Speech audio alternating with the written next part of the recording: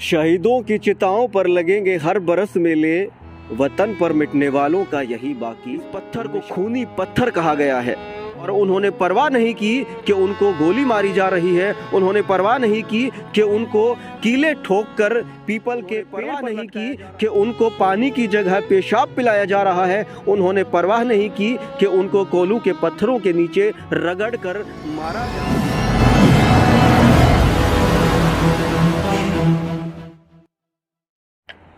शहीदों की चिताओं पर लगेंगे हर बरस मेले, वतन पर मिटने वालों का यही बाकी निशा होगा।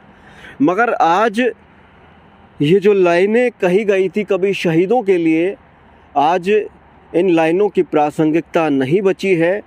लोग शहीदों को भूलते जा रहे हैं और जो समाज या जो देश अपने शहीदों को भूल जाए, अपने महापुरुषों को भूल जाए, उनके बलिदानों को, उनके त्याग को, उनकी तपस्या को भूल जाए, वो समाज या वो देश आगे नहीं बढ़ सकता। आज आपको एक ऐसी चीज़ दिखाएंगे जो 1857 जब हिंदुस्तान के या भारत के स्वतंत्रता संग्राम की, देश की आज़ादी की पहली लड़ाई से संबंधित है।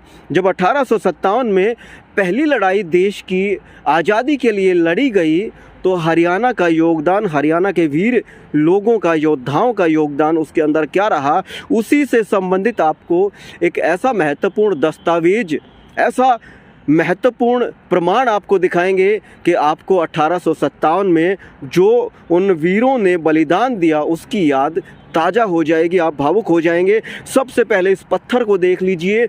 ये पत्थर, इस पत्थर को खूनी पत्थर कहा गया है। इसका इतिहास भी आपको बताऊंगा। पहले इस पत्थर को देख लीजिए, बड़े ध्यान से देख लीजिए। कहीं ना कहीं जब इस पत्थर को हम देखते हैं तो मुझे महसूस हुआ उन वीरों का बलिदान, उन वीरों का त्याग, उन वीरों की तपस्या और देश के लिए प्राण झोंकने का, देश के लिए जान देने का जज्बा इस पत्थर को देखकर मुझे महसूस हुआ। वही जज्बा आप महसूस करिए।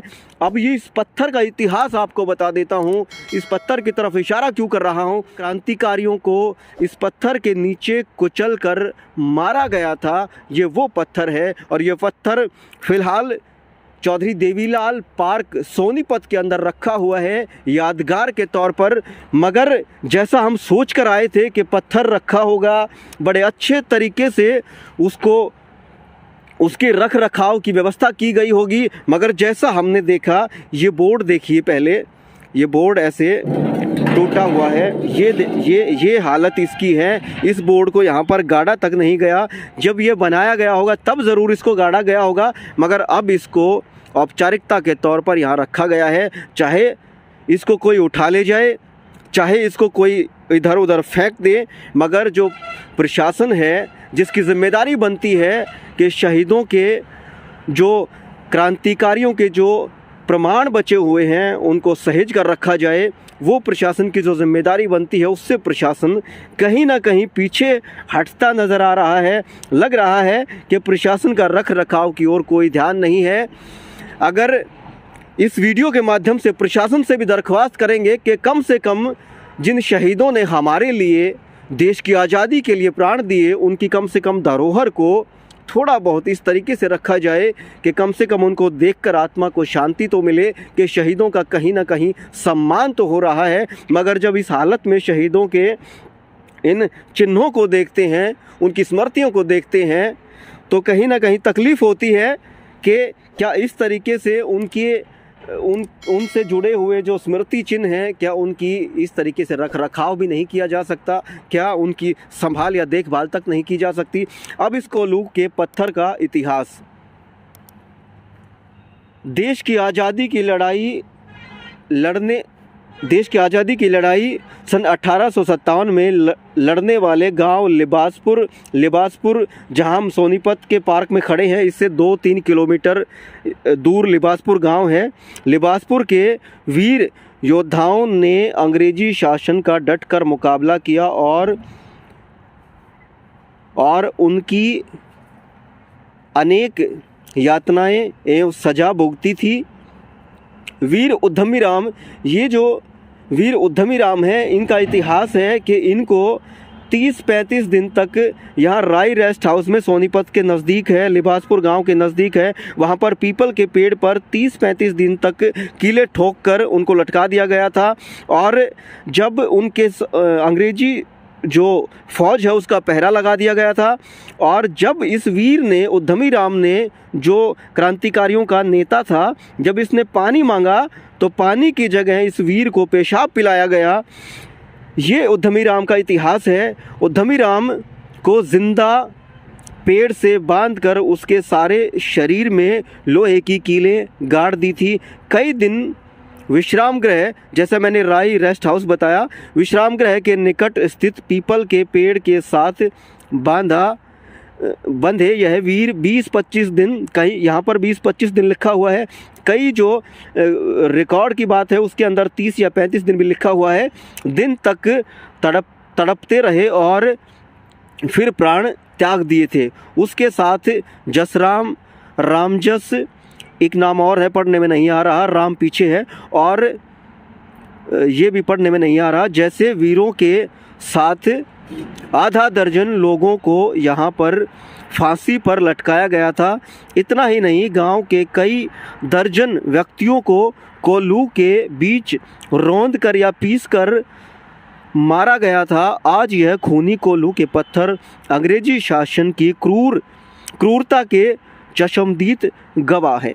तो ये पत्थर है, जिस पत्थर के नीचे पीस कर जो हमारे क्रांतिकारी थे, लिबासपुर गांव जो नज़दीक मैंने बताया, उसके जो लोग थे जो अंग्रेज़ों के खिलाफ़ 1857 की जंग लड़ रहे थे, वो मारा गया था, उनको शहीद किया गया था। इस पत्थर को जब हम देखते हैं तो श्रद्धा से अपने आप नमन करने को दिल करता है कि उन शहीदों ने हमारे लिए इस तरीके की यातनाएं सही, उन शहीदों ने हमारी आज़ादी के लिए, ताकि आने वाली नस्लें किसी की ग़ुलाम न रहें, आने वाली नस्लें खुली आज़ाद हवा में सांस ले सकें, इसलिए उन्होंने जान दे दी। और उन्होंने परवाह नहीं की कि उनको गोली मारी जा रही है, उन्होंने परवाह नहीं की कि उनको कीले ठोक कर पीपल के पेड़ पर लटकाया जा रहा है, उन्होंने परवाह नहीं की कि उनको पानी की जगह पेशाब पिलाया जा रहा है, उन्होंने परवाह नहीं की कि उनको कोल्हू के पत्थरों के नीचे रगड़ कर मारा जा रहा है। उन्होंने इस बात की कोई परवाह नहीं की। वो केवल और केवल आपके लिए, वो केवल और केवल हमारे लिए आज़ादी चाहते थे, वो केवल और केवल देश को आज़ाद कराना चाहते थे, अंग्रेजी हुकूमत का खात्मा चाहते थे। तो ये पत्थर उसी का गवाह है, हमारे क्रांतिकारियों की शहादत का ये पत्थर गवाह है। अब जो मैंने ये बोर्ड पर लिखा हुआ पढ़ाया, वहाँ पर एक पत्थर और लगा हुआ है, उस पत्थर पर बिल्कुल साफ साफ लिखा हुआ है, मैं वो आपको पढ़ा देता हूँ, आपको समझने में बड़ी आसानी होगी।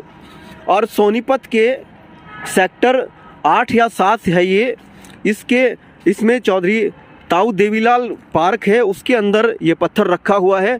जो सोनीपत के लोग हैं वो अमूमन जानते होंगे, मगर जो बाहर के लोग हैं इस तथ्य से परिचित नहीं होंगे। अब ये देख लीजिए वीर उद्यमी राम का इतिहास, जो मैंने बताया, जिला सोनीपत में जीटी रोड के नज़दीक लिबासपुर गांव है। उद्यमी राम नाम का वीर युवक 1857 ईस्वी की क्रांति के समय यहाँ निवास करता था। उद्यमी राम ने 22 वीर योद्धाओं का एक संगठन बना रखा था, जो अंग्रेज दिल्ली से भागकर यहाँ से गुजरते थे। उद्यमी राम में उसके साथी उन्हें चुन चुन कर मारते थे। एक दिन एक अंग्रेज अपनी पत्नी सहित यहाँ से गुजर कर पानीपत जा रहा था। उद्यमी राम ने उन्हें पकड़ लिया तथा अंग्रेज को तो मार डाला, किंतु उसकी पत्नी को छोड़ दिया। भालगढ़ में रहने वाली एक ब्राह्मणी को उस अंग्रेज स्त्री को देखभाल के लिए सौंप दिया।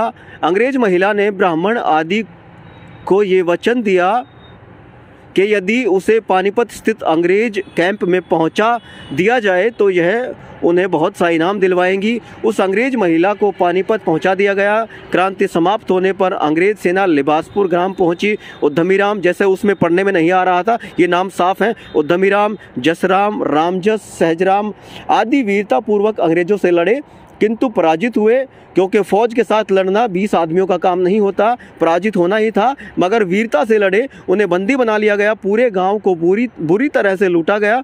बंदी बनाए उद्यमी राम के साथियों को राई के सरकारी पड़ाव माने जो रेस्ट हाउस था वहाँ, पड़ाव का मतलब रेस्ट हाउस उस वक्त नहीं कहते होंगे, पड़ाव कहते होंगे, में ले जाकर सड़क पर लेटाकर भारी पत्थर के कोल्हुओं के नीचे डालकर कुचल दिया गया। आज भी उन कोल्हुओं में से एक कोल्हू का पत्थर रखा हुआ है, जो पत्थर हमने दिखाया उसी का जिक्र यहाँ है। वीर उद्यमीराम को पड़ाव के पीपल के वृक्ष पर बांधकर हाथों में लोहे की कीलें गाड़ दी गई, उन्हें भूखा प्यासा रखा गया, उन पर अनगिनत अत्याचार किए गए, जबरदस्ती मुंह में पेशाब डाला गया। जैसे मैंने कहा था कि उन्होंने पानी मांगा, जो कि किताब के अंदर पूरा लिखा हुआ है। इस पत्थर पर जो मुख्य मुख्य बातें हैं वो लिखी हुई हैं। ज़बरदस्ती मुंह में पेशाब डाला गया।